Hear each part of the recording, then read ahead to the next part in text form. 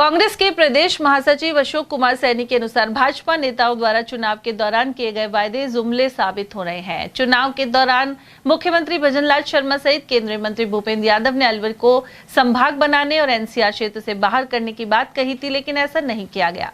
इसके अलावा चंबल का पानी नहीं आया और पूर्वी राजस्थान नहर परियोजना में भी प्रगति नहीं हो रही। साथ ही कई नई फैक्ट्री नहीं लगाई गई है, जिससे युवाओं को रोजगार नहीं मिल पा रहा। उन्होंने कहा कि इसलिए जनता को आगामी पंचायत और नगर निगम चुनाव में भाजपा को सबक सिखाना चाहिए। सर, एनसीआर में अलवर शामिल है, जिसके कारण अलवर के लोगों को काफ़ी नुकसान उठाना पड़ता है। प्रदूषण दिल्ली में फैलता है, यहाँ इंडस्ट्री बंद हो जाती है।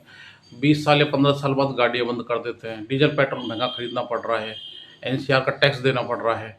तो ये हालात हैं। केंद्रीय मंत्री भूपेंद्र सिंह यादव ने जो कहा था कि एनसीआर से बाहर करेंगे, संभाग बनाएंगे, अन्य भी वायदे किए थे, लेकिन अभी एक भी पूरा नहीं हुआ है। क्या कहना चाहिए?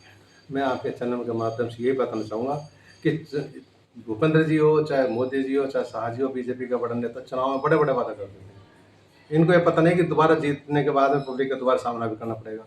तो इन्होंने चुनाव के टाइम में तो बहुत से वादे किए, और ऐसे वादे पब्लिक की जो आवश्यकता है, अलवर की आवश्यकता है, अलवर की पब्लिक को आज एनसीआर में ले रखा है अलवर जिले को, और पब्लिक को कोई परेशानी नहीं है, लेकिन उसकी सुविधा तो दें। एनसीआर की कोई हमको सुविधा नहीं मिल रही है अलवर जिले को।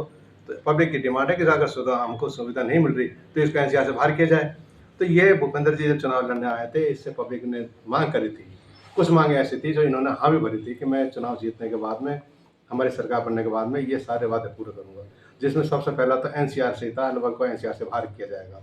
दूसरा इन्होंने वादा किया था कि अलवर में जो अलवर की जो मांग थी कि अलवर को संभाग स्तर का दर्जा दिया जाएगा, अलवर को संभाग बनाया जाएगा। इन्होंने वादा किया था चुनाव के टाइम में।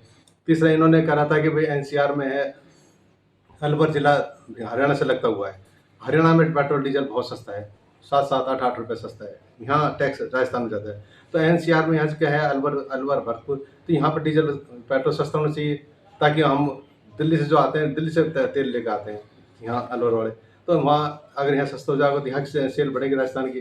तो यहाँ इन्होंने कहा, वादा किया था कि मैं हरियाणा के बराबर क्या टैक्स करूँगा, और दोनों जगह हरियाणा और अलवर एनसीआर में डीजल पेट्रोल के भाव बराबर होंगे। इन्होंने फिर वादा किया था कि पानी के लिए जो बहुत ज़्यादा समस्या है एनसीआरबी का, जो अलवर में क्या राजस्थान में 14 जिलों में बहुत ज़्यादा परेशानी है, इन्होंने कहा था कि मैं इस परियोजना का मैं जल्द ही राजस्थान में पानी लेकर आऊँगा। और इन्होंने जब सरकार बनी थी उसके कोई 6 महीने बाद इन्होंने कहा था कि हमने MOU साइन कर लिया और हमने काम चालू जल्दी करेंगे। तो उन बातों को भी साल भर से ऊपर हो गया। कहाँ है वो MOU साइन कर रहे थे इन्होंने? कहाँ इन्होंने जो वादा जो किए थे, ये कुछ नहीं हुआ था।